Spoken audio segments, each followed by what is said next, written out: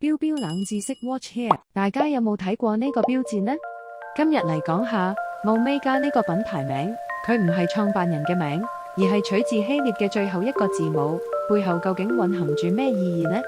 時間翻到去1848年嘅瑞士拉兆德峰，年僅23歲嘅路易勃蘭特喺屋企創辦咗製錶工房 La Chenera Watch Company， 亦即係歐米茄嘅前身。一開始佢靠手工裝配當地工匠提供嘅零件，並出口到歐洲各地。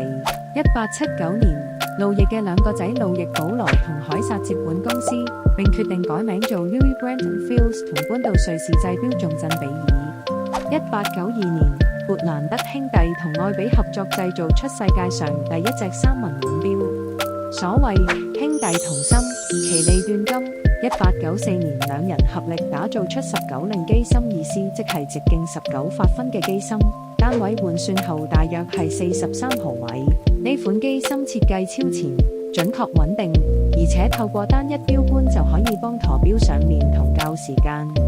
每個零件都可以模組化大量生產，輕鬆替換，方便維修，打破咗當時小規模訂製嘅製錶框架，開創出以生產線模式製作零件嘅先例，可謂革命性嘅工業創舉。19令機芯取得空前成功，兄弟將佢命名為 Omega。1903年，佢哋兩個仲將公司名改為 Omega Watch Company。Omega 呢個名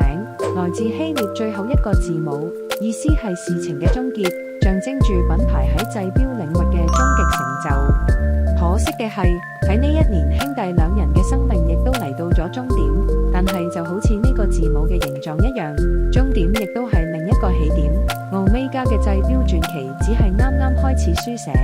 有機會我哋會再專門做一集 Omega 點樣上太空、下深海，多次打破天文台認證嘅精準度紀錄，見證同影響多個奧運紀錄嘅誕生，仲有成為007系列電影嘅固定登場角色。大家仲想知道咩腕錶冷知識呢？留言話俾我知啦！